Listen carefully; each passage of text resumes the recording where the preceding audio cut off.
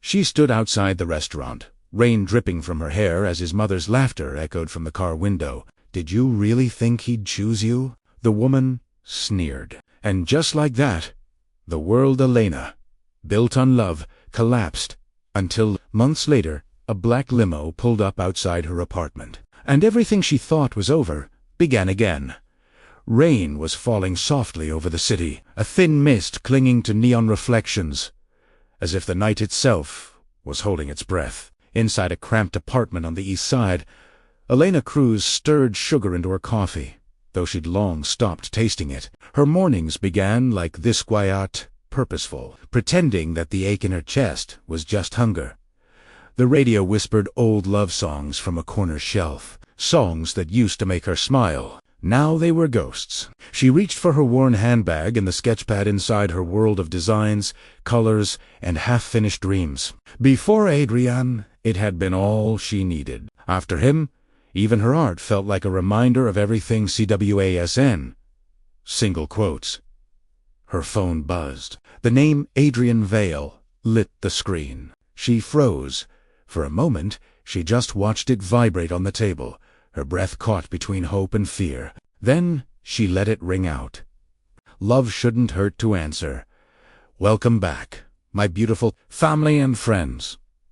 If you're hooked in, and you're ready to enjoy this story, click subscribe and let me know in the comments where you're watching from, because tomorrow I will be giving you another story just as interesting as this one, and you don't want to miss it.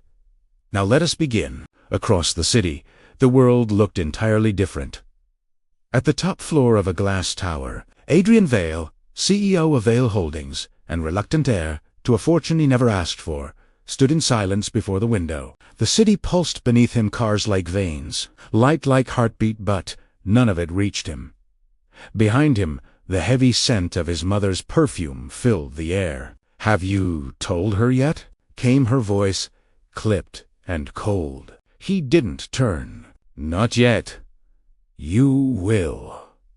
Tonight, his jaw flexed. She doesn't deserve this. She doesn't belong in this. His mother corrected smoothly. She survive? You, on the other hand, won't survive scandal. The board won't approve your expansion if you look desperate. Desperate. Perate. The word cut deeper than she knew.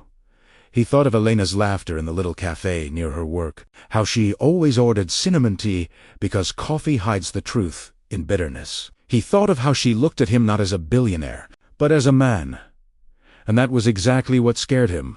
His phone buzzed her name. He stared at it, but didn't answer. Cowardice, dressed in responsibility, felt almost noble when you told yourself it was for the greater good.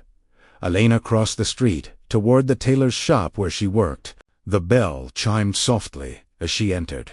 The scent of linen and steam wrapped around her like familiarity. "Morning, sweetheart," called Mrs. Diaz, her boss and mentor, pinning a hymn. "You look pale. Bad dream." Elena smiled faintly. "No. Justo. Long night. Still waiting for that prince of yours," the older woman teased gently. Elena hesitated, her hands trembling slightly as she adjusted a dress form. "He's busy," she lied. "He's always busy," but she knew better. Busy had a different name.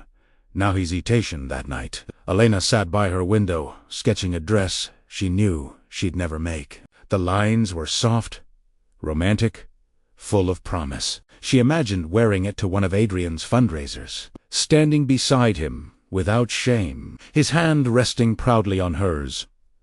Then she heard thunder outside, the kind that shakes memories loose. Her phone buzzed again.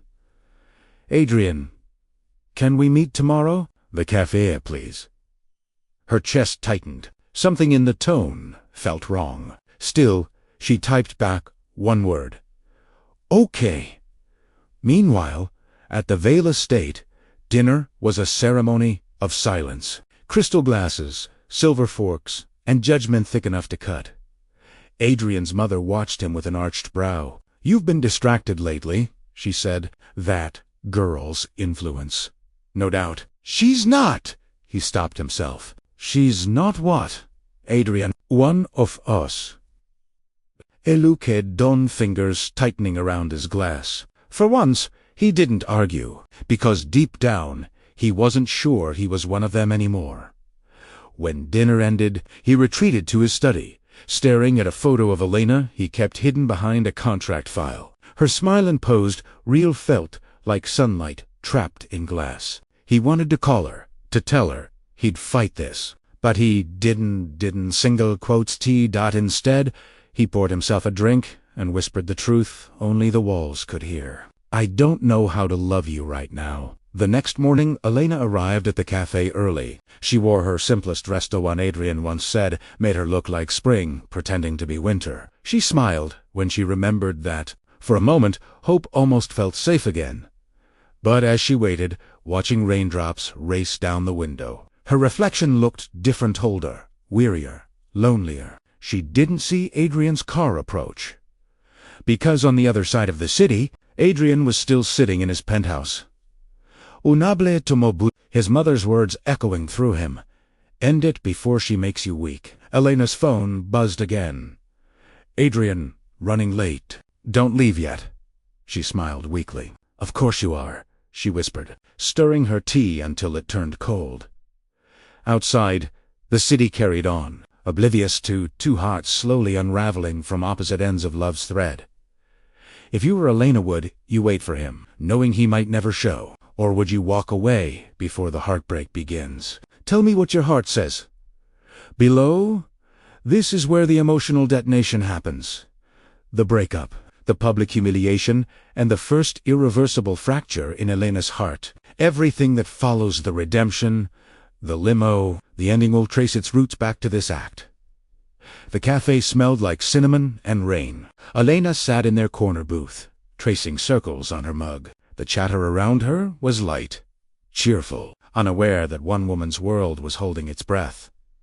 Through the window, she saw him step out of his car.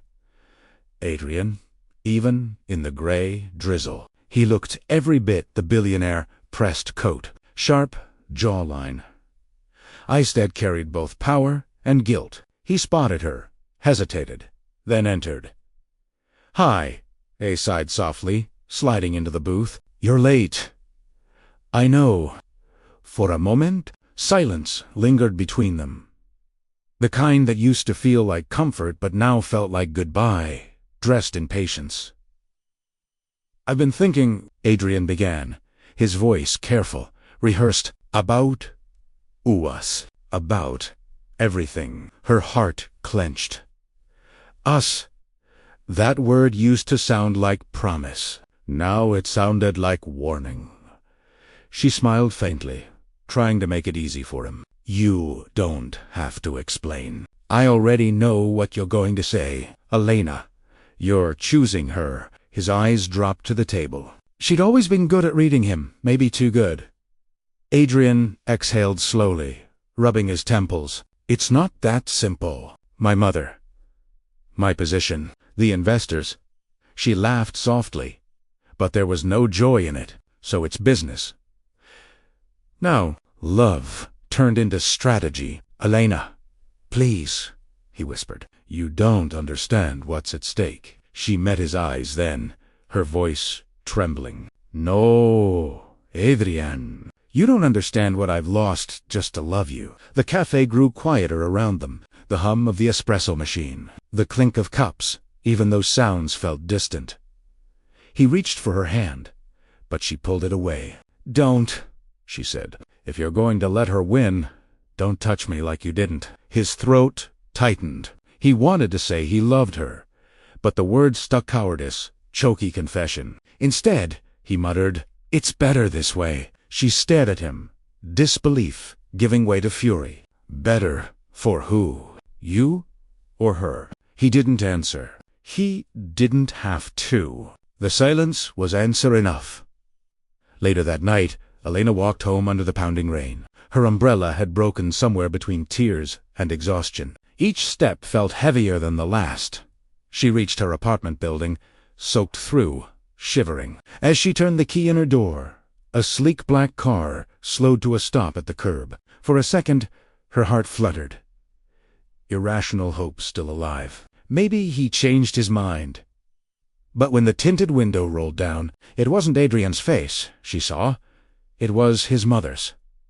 "Elena Cruz," the woman said smoothly, her diamond earrings flashing under the streetlight. "I thought I'd save you the trouble of waiting for him to grow up. He won't.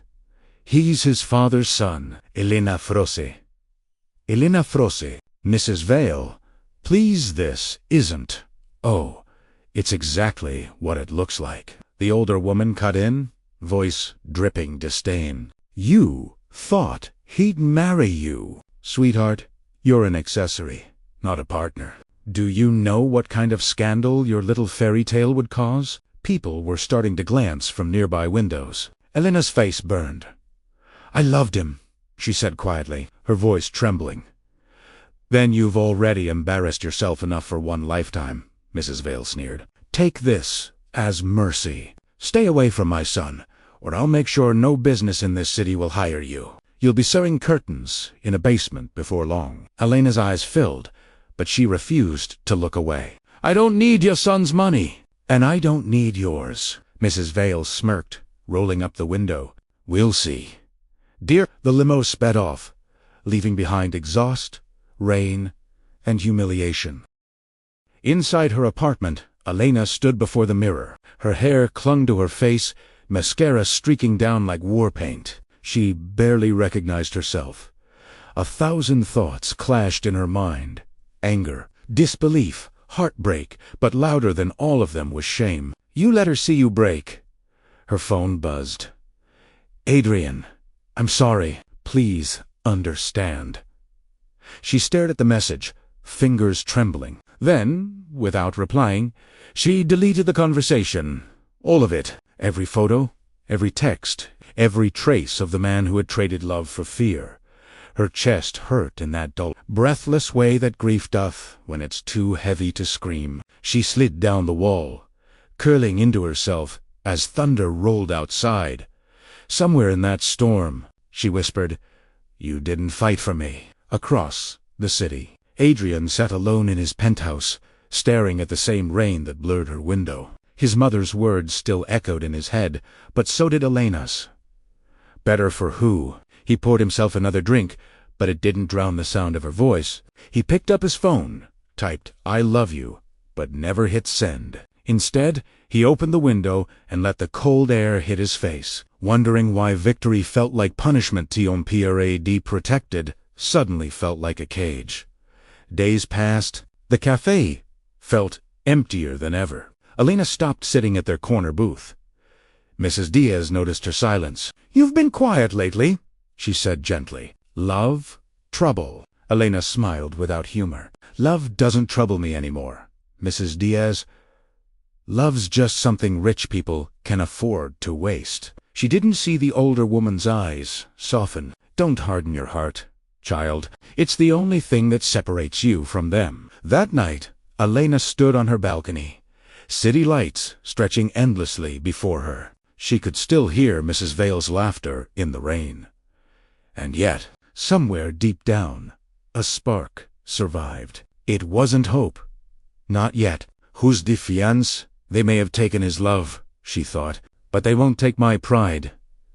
She turned back inside, wiped her tears, and began sketching again, dresses full of fire and rebellion. Each line a quiet promise to herself. "You'll rise. When someone breaks you, do you rebuild to prove them wrong or to prove yourself right? Let me know how you'd rise from this kind of heartbreak." The mornings came and went like blurred pages for Elena.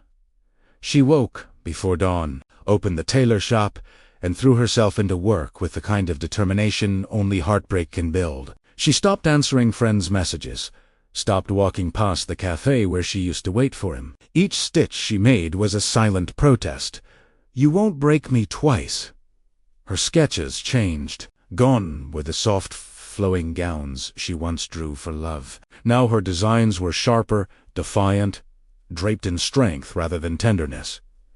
Mrs. Diaz noticed. "You so like you're at war," she said one afternoon, handing Elena another roll of satin. Elena smiled thinly. Maybe I am. Across town, Adrian Vale was unraveling in silence. The glass walls of his penthouse reflected a man he barely recognized. Expensive suit, hollow eyes, an empire that felt more like exile. He worked later. Travel ad more drowned the memory of Elena in meetings and mergers. But guilt was patient. It sat in the corners of his mind, whispering her name whenever the world went quiet. At night, he found himself scrolling through the old photos he'd hidden in a private folder. Her laughter mid-coffee sip, it and half covering her smile. He'd zoom in, memorizing details he'd tried to forget. Then he'd delete them again, only to restore them the next morning. His mother noticed the fatigue, the way his voice grew distant in board meetings. "Darling, you can't let emotions distract you," she said over breakfast. "I'm not distracted," he lied, eyes fixed on the untouched plate before him. "You look thinner. Maybe take a vacation. Somewhere without ... reminders. Reminders." As if Elena were just scenery to be avoided. He nodded. Anyway, because fighting his mother still felt like losing everything. Elena began taking freelance design work at night. The small commissions helped her save for a studio of her own, something she could call hers. But sleep rarely came. Some nights, she'd stare at her reflection and whisper, "He made his choice." Other nights, she'd imagine the sound of his car outside and hate herself for hoping. One evening, she stopped by the grocery store after work. The cashier, a young man she barely knew, smiled at her and said, "Rough day." "Something like that," she replied. "Then you deserve something sweet." He handed her a chocolate bar. It was nothing, kindness, casual, human, but it made her realize how long it had been since anyone looked at her without pity or judgment. That small warmth unsettled her. As she walked home, rain beginning again, she whispered, "You don't get to own my heart forever, Adrian Vale." Adrian, meanwhile, faced a different kind of storm. At a charity press event, he stood beside his mother as photographers flashed around them. Then, out of the corner of his eye, he saw a woman arranging centerpieces, dark hair pulled back, poised, graceful. For a moment, he thought it was her. His chest tightened, breath catching in his throat. It wasn't Elena, but the sight tore through him anyway. Later that night, he found himself driving without direction. The city lights streaked across his windshield like ghosts. He ended up near the small park where he and Elena once sat eating sandwiches, laughing at pigeons fighting over crumbs. He parked and just stared at the bench, empty and wet from rain. He finally whispered what he hadn't before. "I should have fought for you." Weeks passed. Life didn't get easier, it just got quieter. Elena was fitting a dress for a wealthy client when a magazine slid across the counter. Her coworker gasped softly. On the cover, Vale Dynasty engaged. Adrian Vale and heiress Clara Manette. Her hands froze. The scissors slipped from her fingers and clattered onto the floor. She stared at the photo. Adrian, in a tailored suit, standing beside a woman with a polished smile and lifeless eyes. Her throat tightened. So this is what love costs him, pretending happiness for headlines.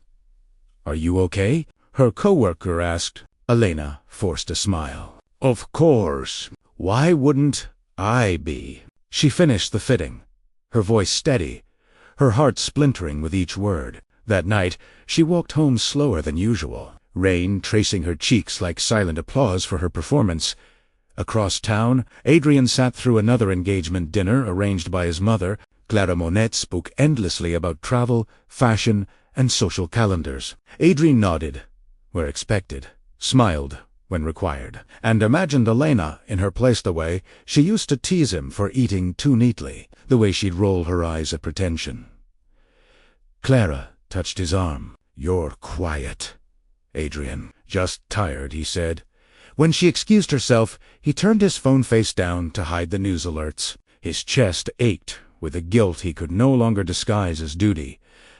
After the guests left, he stood at the balcony overlooking the city. He remembered Elena's words, "Battle for who?" and realized he'd never once been able to answer. Elena spent that night sketching until dawn, her hands trembling. The designs were fierce, full of angles and rebellion. When the sun rose, she taped one sketch to her mirror gown, titled Reclamation. She looked at it, then at herself. "You were right, Mrs. Vale," she whispered. "I don't belong in your world. I'll build my own." But behind that brave voice, her eyes betrayed a lingering sorrow, a part of her still waiting for an apology that would never come. When someone you love betrays you, do you erase them completely or let the memory drive you to become stronger? Tell me in the comments, which path would you take if you were Elena? The night of the charity gala shimmered with wealth. Chandeliers spilled light like liquid gold over marble floors. Waiters in crisp uniforms floated through the ballroom, balancing silver trays and polite smiles. It was the kind of place Elena had once imagined she might belong before love taught her otherwise.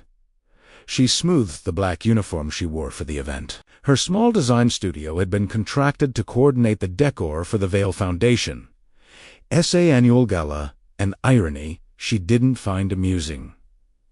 Mrs. Diaz had offered to send someone else, but Elena insisted on coming herself. "Face your ghosts," she told herself. "You survived worse." She moved gracefully through the ballroom, adjusting centerpieces, aligning candles, making sure every detail whispered perfection. But when she looked up toward the grand staircase, her breath caught Adrian Vale. He was descending the stairs beside his mother and the new fiancée Claraman. Every inch of him was tailored composure. The man she'd once loved turned into a stranger wrapped in wealth. Their eyes met for the first time in months. The moment stretched. The clatter of silverware and chatter dimmed to silence in her mind. He looked away first. Across the room, Adrian felt the world tilt. For weeks he'd convinced himself she was gone from his orbit, until he saw her there. Poised and professional, the soft defiance in her eyes sharper than any accusation. He wanted to walk over, to say, "I'm sorry." But his mother's hand rested lightly on his arm, a reminder of the cage he still lived in.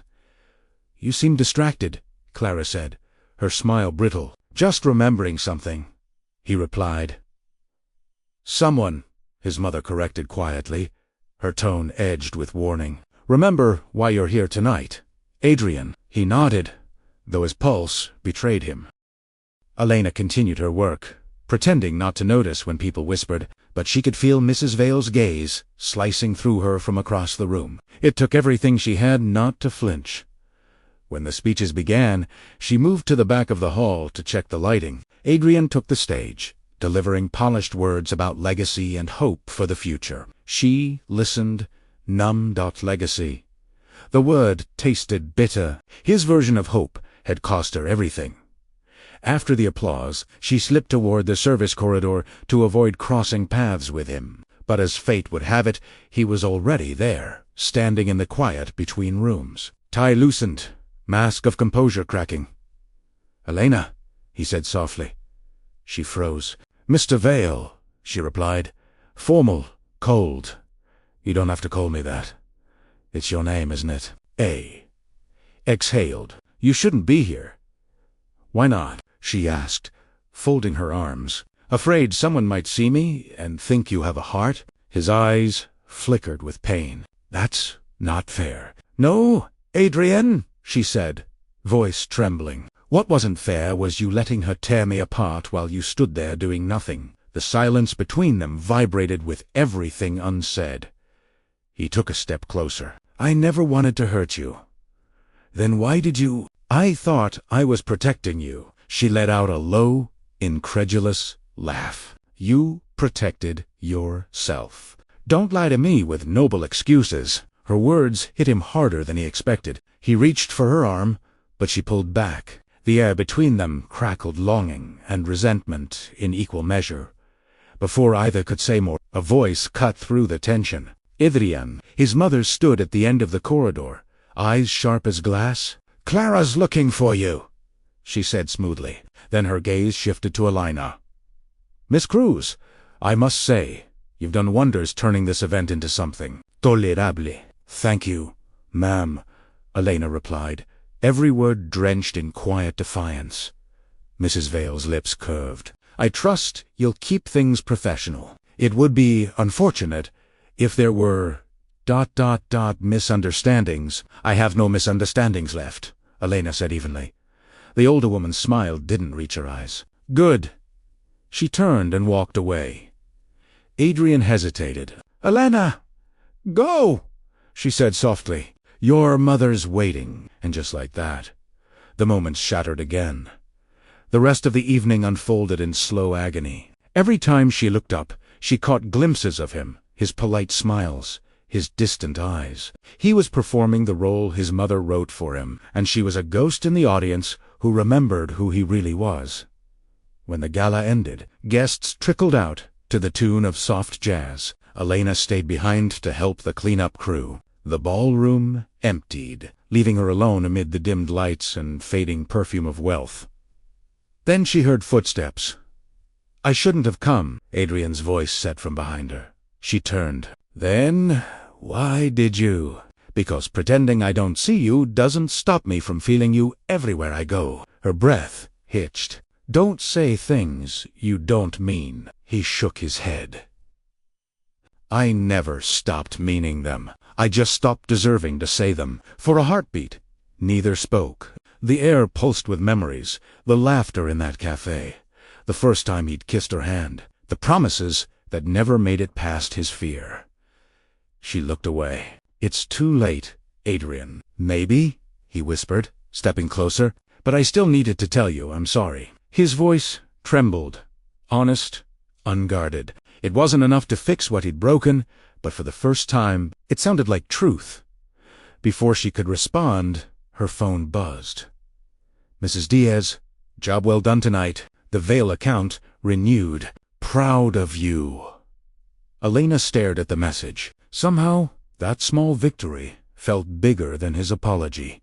She looked back at Adrian. "Good night, Mr. Vale," and she walked past him, heels clicking against marble, echoing louder than any goodbye she'd ever said. He watched her leave, his reflection fading in the glass doors as she disappeared into the rain. "Night. If you were in Elena's place, would you forgive a man who finally admits his mistake? Or is apology too small for the weight of heartbreak? Share your truth below." The rain didn't stop 4 days after the gala. It fell steady and unrelenting, as if the sky itself were mourning something it could never name. Elena welcomed it. The rain gave her permission to feel heavy without explaining why. At the tailor shop, she immersed herself in orders. The Vale Foundation contract had drawn new clients, and with them, new pressure. Yet even as success began to whisper around her, she couldn't silence the echo of his voice in that empty ballroom. "I still needed to tell you I'm sorry. Apology or not, some wounds resist closure." One evening, Mrs. Diaz found Elena still working long after the shop had closed. "Juaisu yourself, intoxicación, mi niña," she said softly. Elena smiled faintly. Maybe that's what it takes to forget. The older woman studied her. "Forgetting isn't the same as healing. You can bury pain under work, but it will bloom again, even in darkness." Elena set down her needle, sighing. "What if I don't want it to bloom? What if I just want it to die?" Mrs. Diaz brushed a stray hair from Elena's face. "Then you never really wanted love. You wanted safety. But the heart isn't built for safe." The words stayed with her that night, turning over in her mind like pebbles in the tide. Meanwhile, Adrian's life was starting to fracture beneath its polished surface. He had postponed the engagement announcement twice, claiming business travel. Clarinet didn't shimtumind. She was too enamored with the lifestyle to notice the man beneath it. But his mother did. "You're embarrassing us," she hissed during dinner one night. "The press is starting to question your commitment." Adrian set down his glass. "Maybe they should." Her eyes narrowed. "What did you say?" "I said maybe they should question it." The table fell silent. It was the first time he'd ever challenged her so directly. "Don't make the same mistake your father did," she warned, voice cold. He threw away stability for love, and look where it got him. Heart failure at 50, and a company nearly ruined by scandal. Adrian's hands clenched. He died miserable because you never let him be free." The words hung between them like shrapnel. His mother's expression faltered. Just for a moment, the ghost of something human flickering in her eyes. Then it was gone. "You're ungrateful," she said, rising from the table. "Everything you have is because I protected it." "No," Adrian said quietly, standing too. "Everything I have is what I lost trying to please you." He left her staring at the empty chair where he'd sat, the air between them colder than the marble floors. Days later, Adrian found himself back at the cafe where it had all ended. He hadn't planned it, his car simply turned there on its own. The place hadn't changed. Same faded wallpaper, same cinnamon scent, but at their old corner table sat a young couple holding hands, laughing. He turned away, guilt clawing at his chest, as he waited for his order. The barista, a familiar face, recognized him. "You're back," she said, cautiously. "Haven't seen you since that day." He forced a smile. "Yeah. Guess I owed this place an apology too." She hesitated, then added, "You know, she came back here once. Left something behind. Eh? Frond. She—" The barista nodded. "Elena. Said if you ever showed up again. I should give this to you?" She pulled a small envelope from beneath the counter, yellowed at the edges, sealed with tape. Adrian's heart pounded. "When?" "Months ago." He took it carefully, hands trembling. Inside was a single page, a letter in her familiar handwriting. "You once told me that courage was just fear dressed differently. I guess I never realized you meant you'd let fear win. I'm not angry anymore, Adrian. I'm just learning to stop waiting for the man who taught me love without teaching me faith."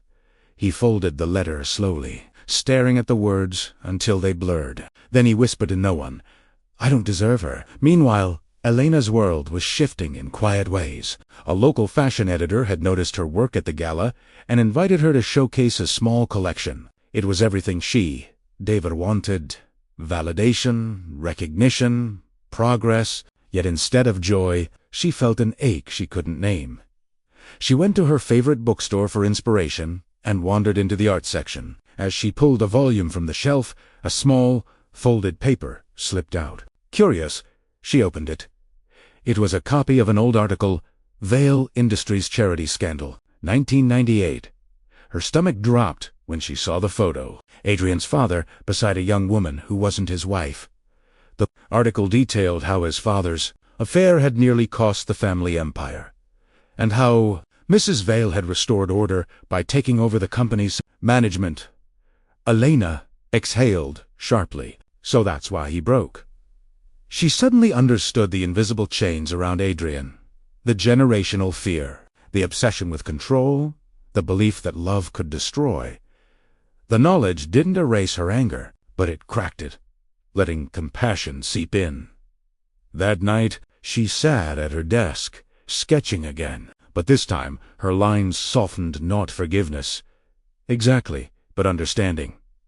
She picked up her phone, almost dialing his number, then stopped. "No. Let him come if he means it. I've already reached out once in every way that mattered." She folded the drawing, a gown with a heart-shaped cut in the back, titled "Second Chances." At the same time, Adrian stood on his balcony, Elena's letter in his hand. The city stretched out below him, glittering and indifferent. For the first time in years, he didn't feel proud of what he'd built. "I felt alone." He whispered her name to the wind, as if the night might carry it to her. Somewhere, miles away, Elena looked up from her sketches, sensing something she couldn't explain. A pull, a quiet recognition that the story wasn't finished yet.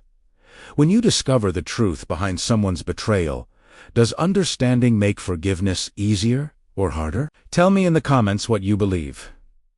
The days leading up to the fashion showcase were a blur. Elena barely slept, balancing client deadlines with the pressure of her first solo event. The studio smelled of fabric dye, candle wax, and caffeine, her version of oxygen now. Yet under the exhaustion, something else stirred.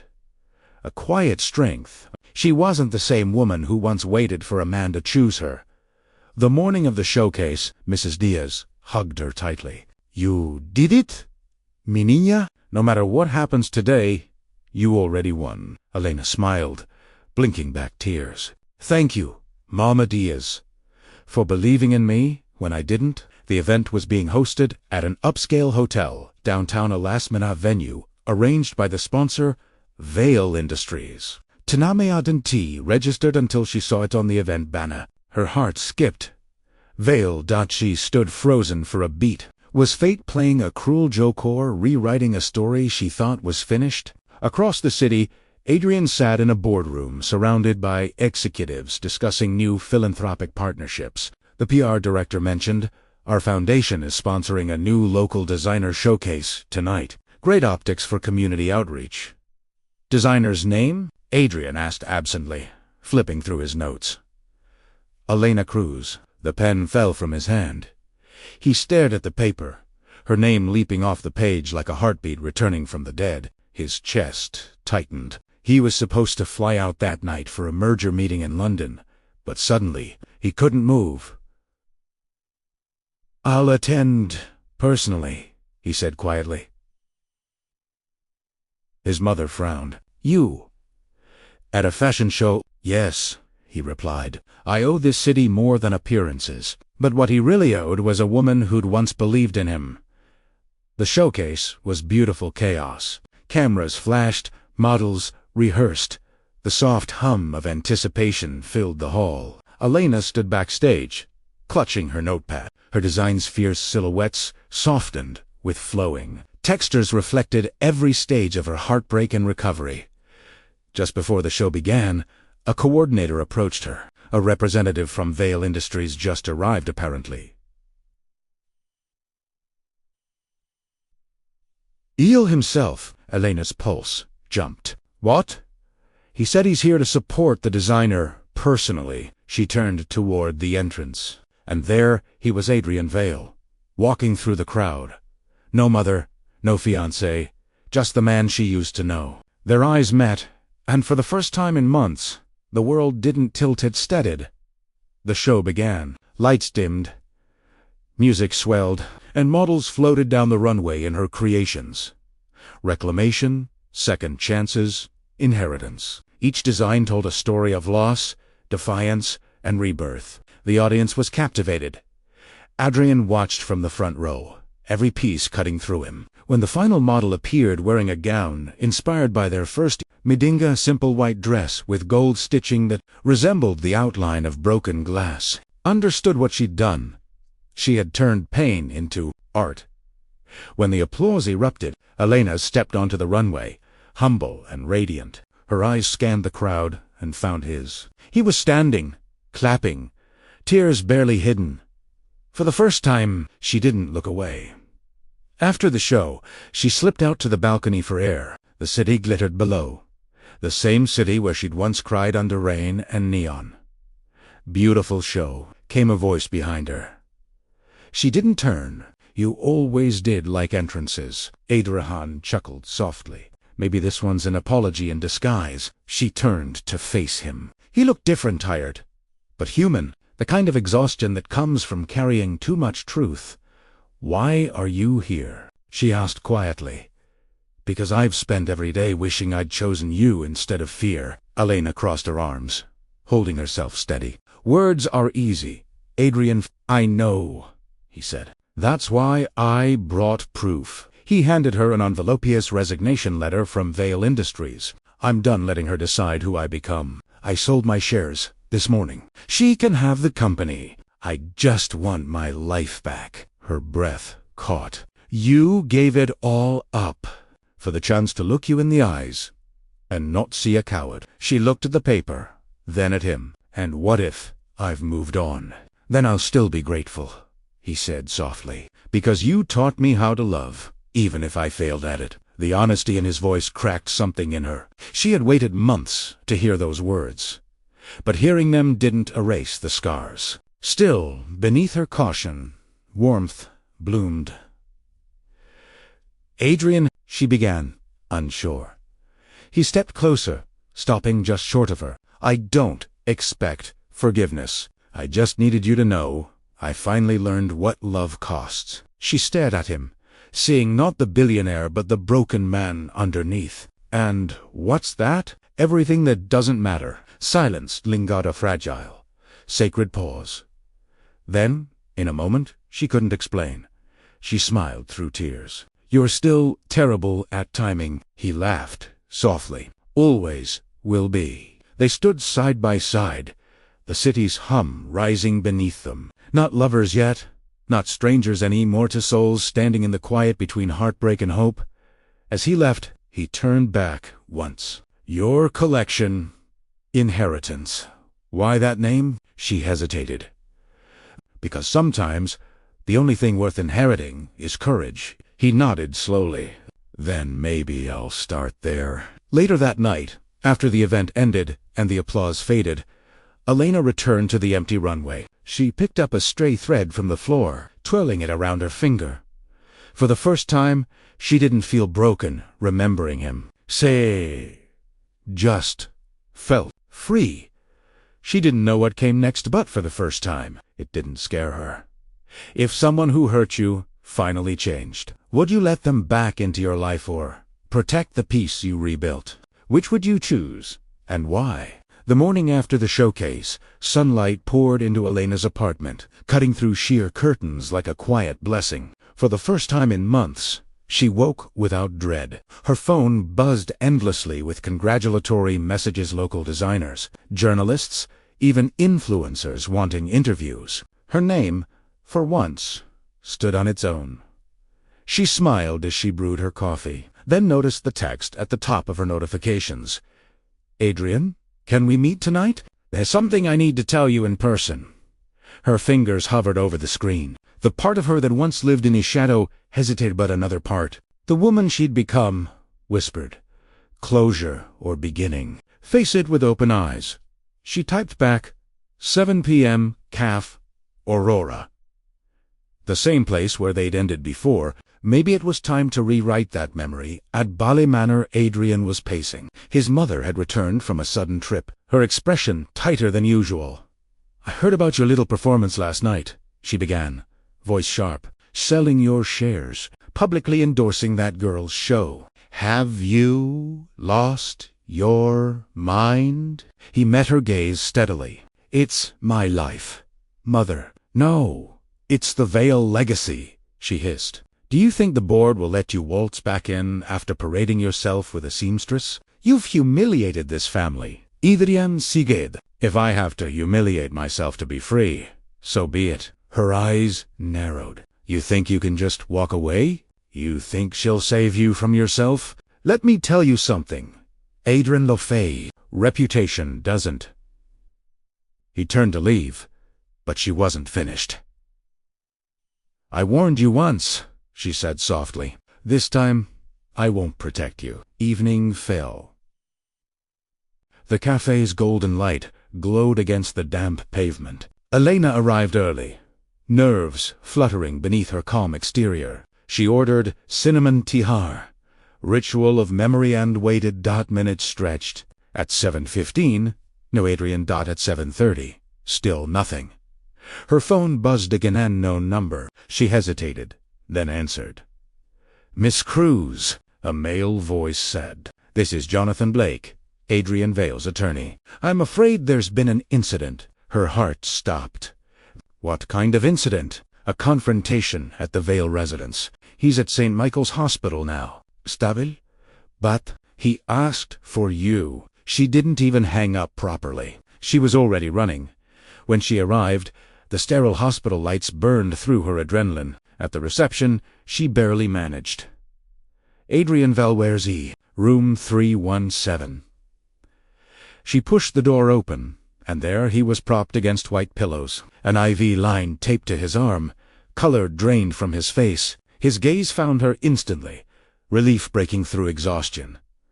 "Elena," he murmured, voice raspy. "What happened?" she demanded, moving to his side. He managed a faint smile. "Guess some chains don't break quietly." She blinked back tears. "Tell me. Sige? Mother found out about the charity I set up in your name. She said I'd tarnish the family. We argue. I said things I should have said years ago. She tried to stop me from leaving. I slipped, hit the stair railing. Tears welled in her eyes. You could have died. He reached for her hand, weakly, but I didn't.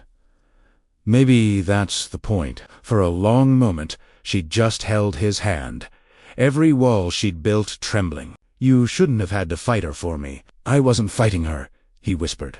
I was fighting the man she raised me to be. Outside the room, Adrian's mother stood watching through the glass panel, face unreadable. Clara Manette was beside her, confused and awkward. You can't win against her, Clara whispered. Mrs. Vale's eyes stayed fixed on the two figures inside. He already thinks he has. Later that night, after the nurse left, Elena sat by his bedside. Do you ever regret it? She asked softly.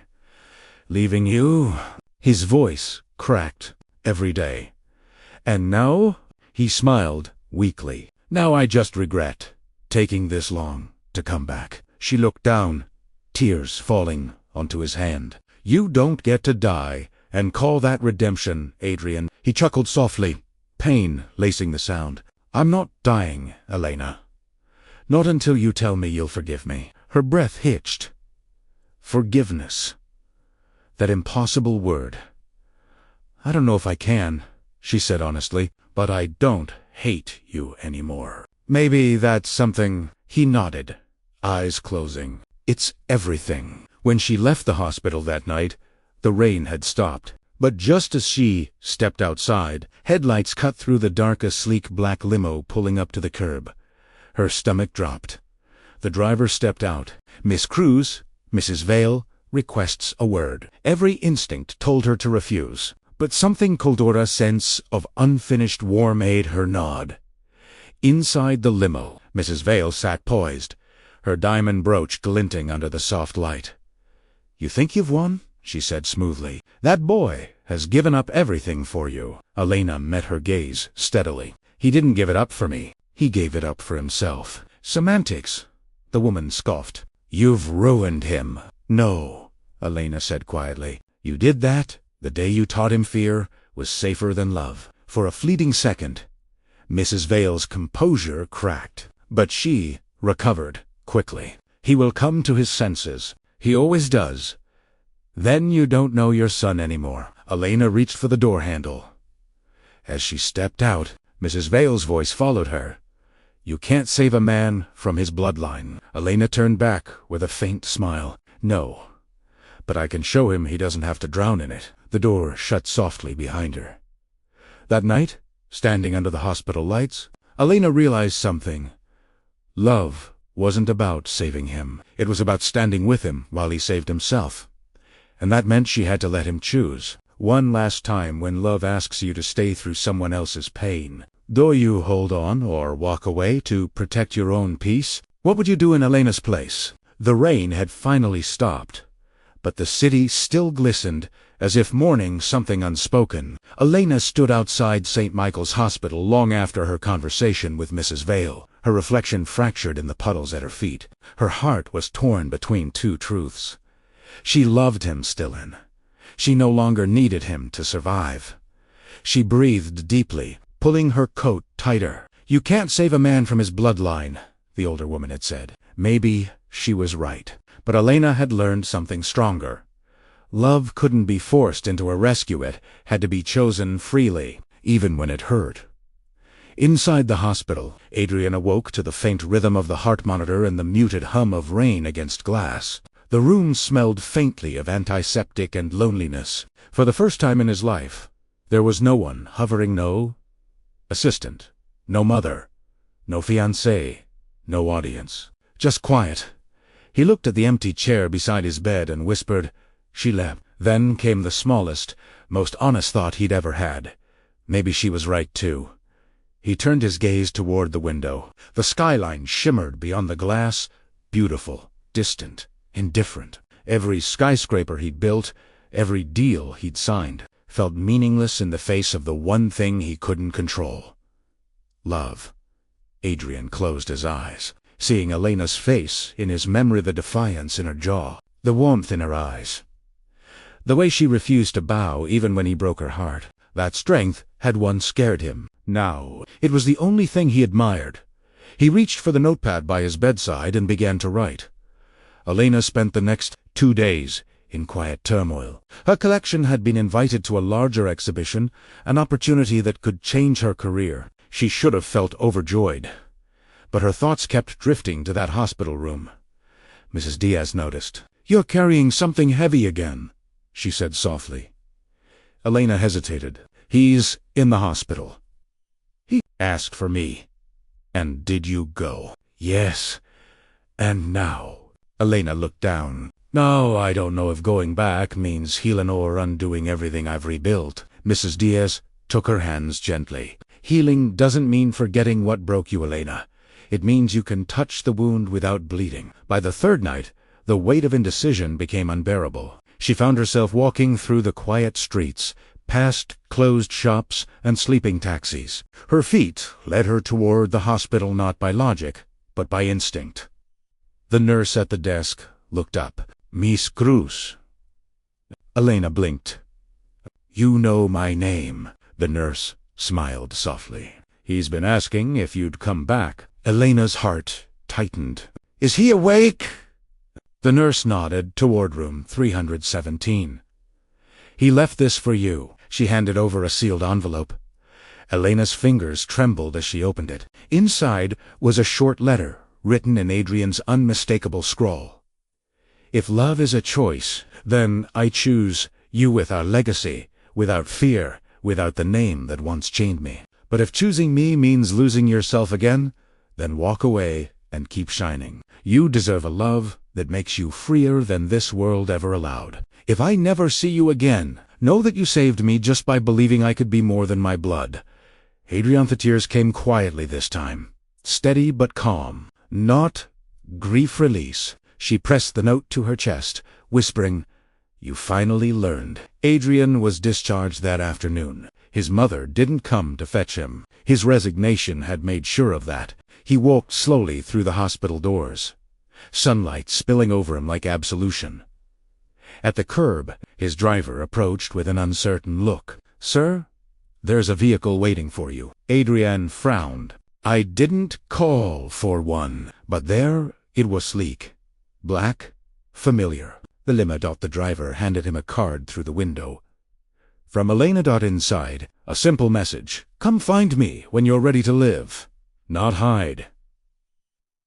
He smiled faintly, tears pricking his eyes. She's always one step ahead. That evening, Elena sat in her studio, surrounded by sketches of her next collection designs that told stories not of heartbreak, but of becoming. The city outside was alive.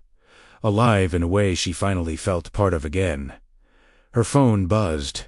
Unknown number. She almost ignored it, then answered. "Elena." The voice was quiet, humble. "Adrian, I got your note. I figured. I don't know where to start." She smiled softly. "Maybe don't start."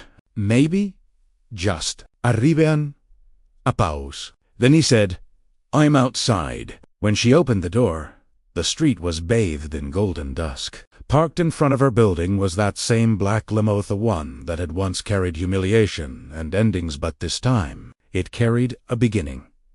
Adrian stood beside it. No suit, no "I'm just a man," simple clothes, tired eyes, and the kind of vulnerability money can't buy.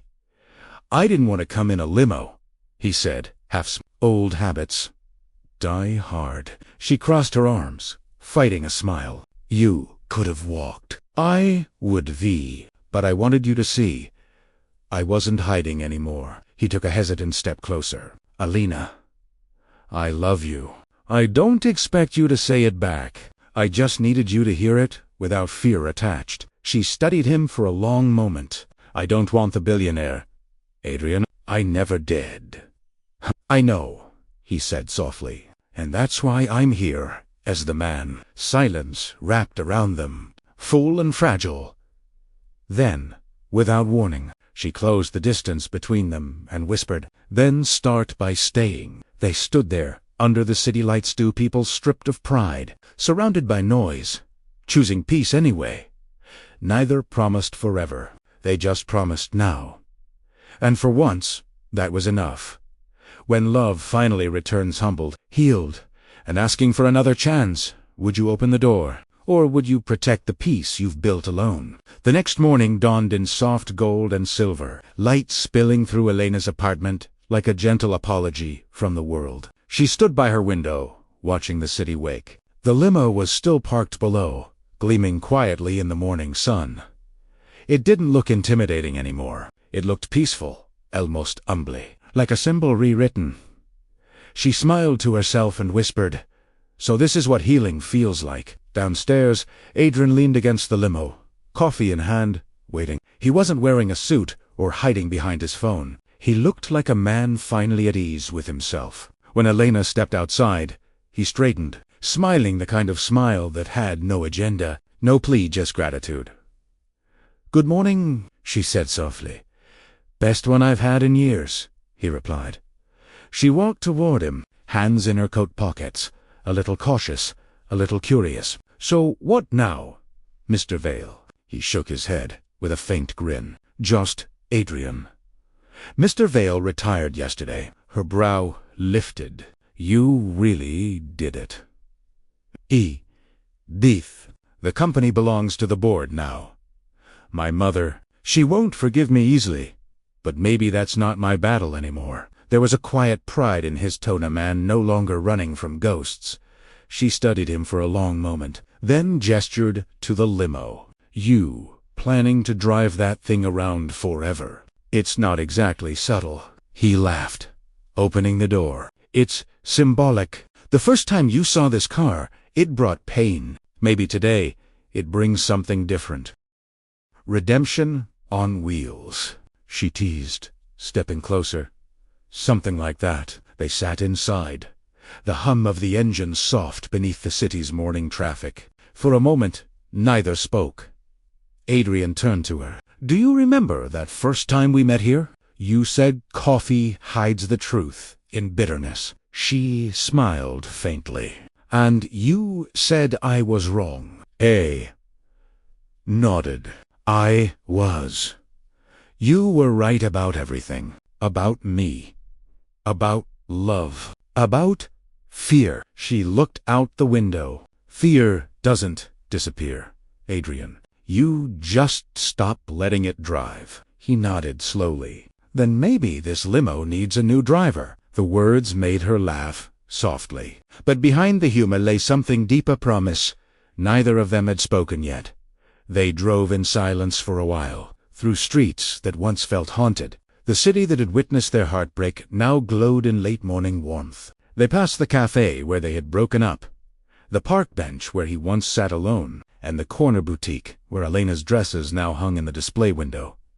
Adrian watched as she stared out the window, her designs gleaming in sunlight. "You did it," he said quietly. "You became everything they said you couldn't." She turned to him. "No, we did it. You just had to fall apart to find your real self. Esmille. Falling apart's easier when you know someone might still be waiting at the bottom. Don't romanticize your mistakes," she warned gently, though her voice was warm. "I'm not," he said. "I'm learning from them." The limo turned down a quieter road, one that led to the ocean outside the city. When they stopped near the shore, the driver stepped out, leaving them alone. Waves laughed against the rocks, calm and rhythmic. The air smelled of salt and rain. Adrian took off his shoes and stepped out onto the sand, motioning for her to follow. She hesitated. "I'm not exactly dressed for her," he grinned. "You used to love unplanned things." She rolled her eyes, but followed, barefoot in the sand. The ocean stretched endlessly before them, horizon glowing with promise. For a while, they just walked in silence. Then Adrian said quietly, "When I was a kid, my father used to bring me here. He'd tell me, 'One day, you'll build something as big as this.'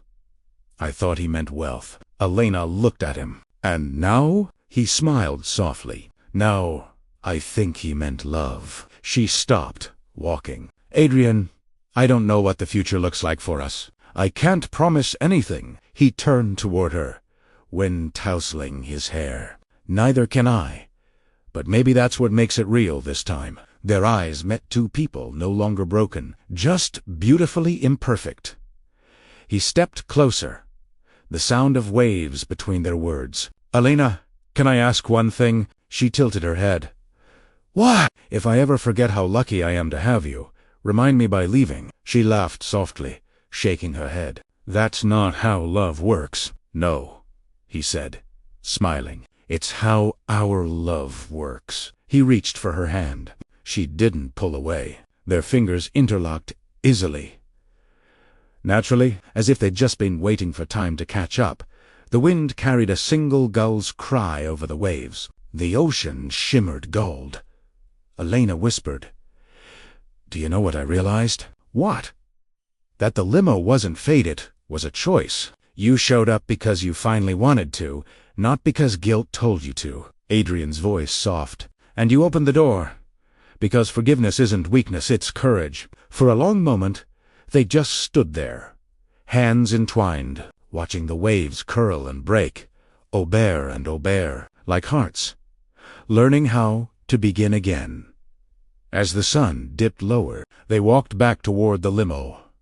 Before getting in, Adrian Pousset glancing at her. "You think anyone will believe this story?" She smiled, eyes glinting with warmth. "Maybe not, but they'll feel it." He laughed softly, pulling the door open for her. "Then let's give them something worth feeling." Hours later, the limo drove through the city once more. People glanced at it, unaware that inside sat not a billionaire and his mistress, but two people who had lost everything and somehow found themselves again. Elena rested her head against his shoulder, the hum of the city wrapping around them like music. Adrian whispered, "You know, for the longest time, I thought love was supposed to make you stronger. And now," she murmured, "now I think it's supposed to make you softer. Se smileth. Then maybe we finally got it right." He kissed her forehead, closing his eyes. "Maybe we did." As the limo turned down her street, the driver slowed. The same neighbors who once gossiped about her humiliation now looked on in Elena Cruz, radiant, at peace, stepping out of the car that once brought her pain, now carrying promise. Adrian followed, helping her out. They stood there, side by side, under the golden glow of evening. The world had moved on, so had they. But their story had finally come full circle. Broken pride replaced with quiet redemption, wounded hearts replaced with new beginnings. And for the first time, Limo didn't leave one of them behind.